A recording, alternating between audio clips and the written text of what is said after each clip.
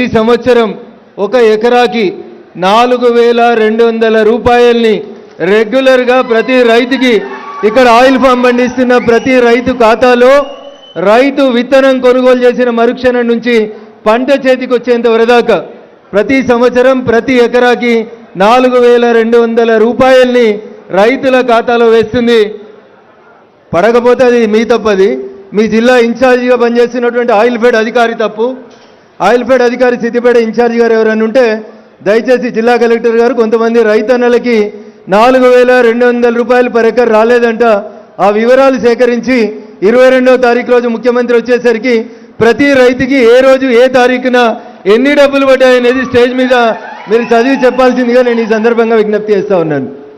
ఎందుకంటే తెలంగాణలో oil fed అనేటువంటిది సంస్థ గత 5 సంవత్సరాల నుంచి చాలా గొప్పగా పనిచేసి డబ్బులు లేకుండా ఇబ్బందులలో ఉన్నటువంటి స్థితులలోంచి ఈరోజు సుమారు 200 కోట్ల రూపాయల్ని బ్యాంకులలో ఫిక్స్డ్ డిపాజిట్ నిధుల్ని పెట్టుకునేంత గొప్పగా ఆయిల్ ఫెడ్ సంస్థ ఎదిగింది.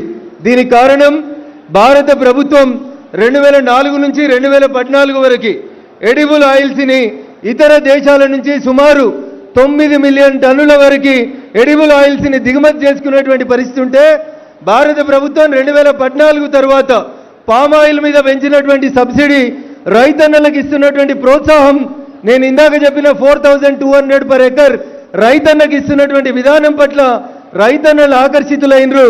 దేశం మొత్తం సుమారు 15 లక్షల ఎకరాల లోపల ఈ పంట సాగు అవుతూ ఉంటే అందులోపల మన తెలంగాణ మిగతా రాష్ట్రాలతో పోటీపడి ఎక్కువ శాతం పామాయిల్ దిగుమతికి పామాయిల్ను పండించేటువంటి దిశగా అడుగులేస్తున్నందుకు తెలంగాణ రైతాంగానికి ఈ ఉగాది పర్వదినం సందర్భంగా నేను శుభాకాంక్షలు అభినందనలు తెలియజేస్తా ఉన్నాను.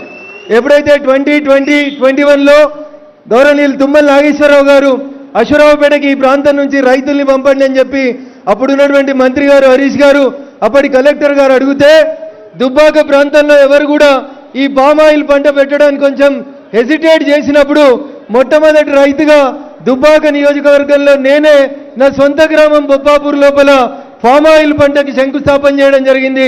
దాదాపు 3,000 ఎకరాలు సిద్దిపేట నియోజకవర్గం తర్వాత ఈరోజు సిద్దిపేట జిల్లాలో 3 నుంచి 3,500 ఎకరాల వరకు రైతులు పామాయిల్ పంట పండిస్తూ ఉన్నారంటే ఆ రోజు ఖమ్మంకి బస్సులు కట్టి అశ్వరావుపేటకు బస్సులు కట్టి రైతుల్ని తీసుకుపోయి పామాయిల్ గురించి పదే పదే ఎక్స్ప్లెయిన్ చేయడం వల్ల ఈ ప్రాంతాల్లో ఉన్నటువంటి కోతుల బాధ తప్పించుకోవడానికో ఇతర అడవి పందులు లాంటి సమస్యల నుంచి బయటపడడానికో రైతన్నలు పామాయిల్ వైపు అడుగులు వేయడం జరిగింది.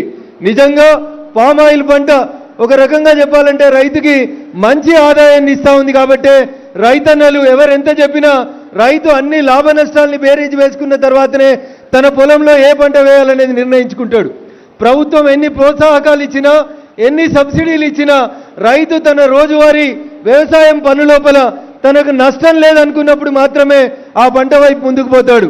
పండించిన పంటని పొలం దగ్గర నుంచి ట్రాన్స్పోర్ట్ చేసే బాధ్యతను కూడా ప్రభుత్వం తీసుకొని ట్రాన్స్పోర్ట్ ఖర్చులు కూడా ప్రభుత్వమే ఇస్తుంది. కాబట్టి రైతన్నకి మార్కెట్ పోవాలి, ఆరవేయాలి, వాన పడ్డది, రాళ్ళు పడ్డాయి, ఆగమైపోయినామనేటువంటి బాధ లేకుండా ప్రశాంతంగా రైతు 365 రోజులు ప్రశాంతంగా ఉండాలి అంటే ఫామ్ ఆయిల్ వైపు మనందరం కూడా నడవాలని చెప్పి మీ అందరినీ కూడా కోరుకుంటూ ఆ దిశగా గత ప్రభుత్వం ప్రస్తుత ప్రభుత్వం చేస్తున్నటువంటి పనిని అభినందిస్తూ ఎత్తేడ్చిన వ్యవసాయం రైతేడ్చిన రాజ్యం బాగుపడదు. కాబట్టి రైతన్నల సంక్షేమం కోసం మీరు మేము అందరం భారత ప్రభుత్వం ఇస్తున్నటువంటి సబ్సిడీలు ప్రోత్సాహకాలను తీసుకొని ముందుకెళ్లాలని, ఫామ్ ఆయిల్ సాగు దిశగా మనందరి అడుగులు పడాలని మీకందరికీ మరొకసారి ఉగాది పర్వదినం సందర్భంగా శుభాకాంక్షలు అభినందనలు తెలియజేస్తూ సెలవు తీసుకుంటా ఉన్నాను.